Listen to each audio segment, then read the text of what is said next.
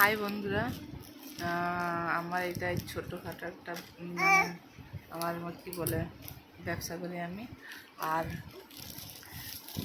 আজকে বড় বাবা আজকে আজকে বড় বাজার থেকে মাল নিয়ে এসেছি, তাই এই গুছাচ্ছি। এই দেখো বাচ্চাকে নিয়ে, বাচ্চা থাকছে না,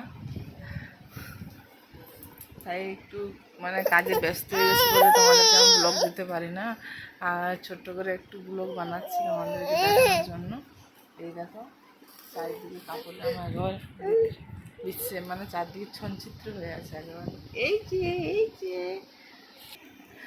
বাচ্চা নিয়ে পারি না ব্লগ বানাতে, তোমাদেরকে সময় দিতে। আর কী করছি না করছি শেয়ারও করতে পারছি না।